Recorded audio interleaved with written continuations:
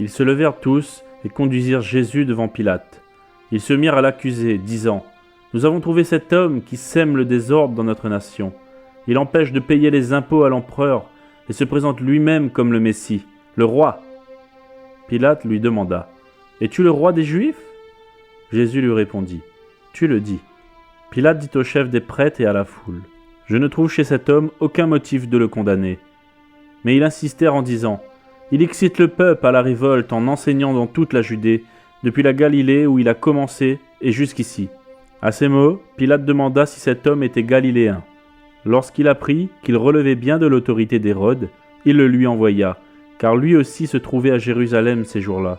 Lorsqu'Hérode vit Jésus, il en eut une grande joie, car depuis longtemps il désirait le voir à cause de tout ce qu'il avait entendu dire de lui, et il espérait le voir faire un signe miraculeux. Il lui posa beaucoup de questions, mais Jésus ne lui répondit rien. Les chefs des prêtres et les spécialistes de la loi étaient présents et accusaient violemment Jésus. Alors, Hérode, avec ses gardes, le traita avec mépris et se moqua de lui. Puis, après lui avoir mis un habit magnifique, il le renvoya à Pilate. Ce jour-là, Pilate et Hérode devinrent amis, d'ennemis qu'ils étaient auparavant. Pilate rassembla les chefs des prêtres, les magistrats et le peuple, et leur dit : « Vous m'avez amené cet homme sous prétexte qu'il excitait le peuple à la révolte. Or, je l'ai interrogé devant vous, et je ne l'ai trouvé coupable d'aucun des actes dont vous l'accusez. Hérode non plus, puisqu'il nous l'a renvoyé. Ainsi, cet homme n'a rien fait qui soit digne de mort. Je vais donc le relâcher après l'avoir fait fouetter. » À chaque fête, il devait leur relâcher un prisonnier. Ils s'écrièrent tous ensemble : « Fais mourir celui-ci et relâche-nous Barabbas. » Cet homme avait été mis en prison pour une émeute qui avait eu lieu dans la ville et pour un meurtre. Pilate leur parla de nouveau dans l'intention de relâcher Jésus, mais ils criaient : « Crucifie-le !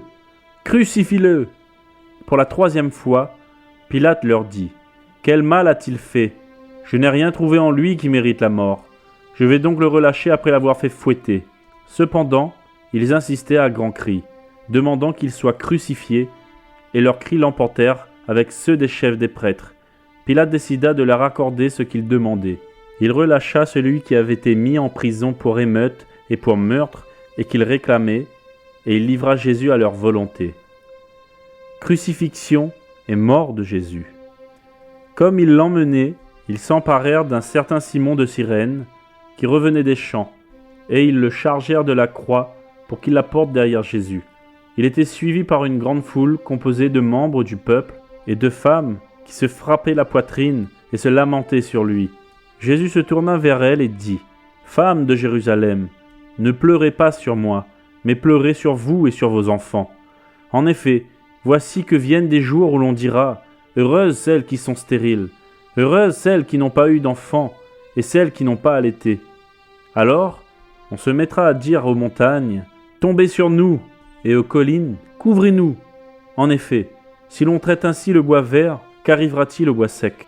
On conduisait aussi 2 malfaiteurs qui devaient être mis à mort avec lui. Lorsqu'ils furent arrivés à l'endroit appelé le crâne, ils le crucifièrent là, ainsi que les 2 malfaiteurs, l'un à droite, l'autre à gauche.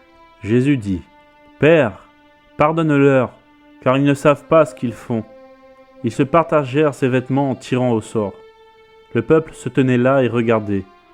Les magistrats eux-mêmes se moquaient de Jésus avec eux, en disant : « Il en a sauvé d'autres, qu'il se sauve lui-même, s'il est le Messie choisi par Dieu. » Les soldats aussi se moquaient de lui.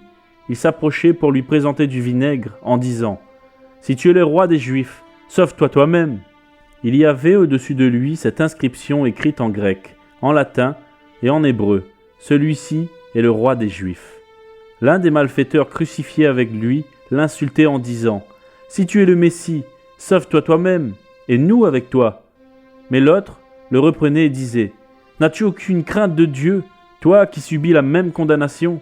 Pour nous, ce n'est que justice, puisque nous recevons ce qu'ont mérité nos actes, mais celui-ci n'a rien fait de mal. » Et il dit à Jésus : « Seigneur, souviens-toi de moi quand tu viendras régner. » Jésus lui répondit : « Je te le dis en vérité, aujourd'hui tu seras avec moi dans le paradis. » C'était déjà presque midi. Il y eut des ténèbres sur tout le pays jusqu'à 3 heures de l'après-midi. Le soleil s'obscurcit et le voile du temple se déchira par le milieu. Jésus s'écria d'une voix forte, « Père, je remets mon esprit entre tes mains. » Après avoir dit ces paroles, il expira. Voyant ce qui était arrivé, l'officier romain rendit gloire à Dieu en disant, « Certainement, cet homme était juste. » Après avoir vu ce qui était arrivé, tous ceux qui en foule assistaient à ce spectacle repartirent en se frappant la poitrine. Tous ceux qui connaissaient Jésus, et en particulier les femmes qui l'avaient accompagné, depuis la Galilée, étaient restés à distance et regardaient ce qui se passait. Il y avait un membre du Sanhédrin du nom de Joseph, homme bon et juste. Il ne s'était pas associé à la décision et aux actes des autres. Il était d'Arimathée, ville des Juifs, et il attendait lui aussi le royaume de Dieu. Il alla trouver Pilate et demanda le corps de Jésus. Il le descendit de la croix, l'enveloppa dans un drap de lin et le déposa dans un tombeau taillé dans la roche, où personne n'avait encore été mis. C'était le jour de la préparation du sabbat. Le sabbat allait commencer. Des femmes qui étaient venues de la Galilée avec Jésus accompagnèrent Joseph.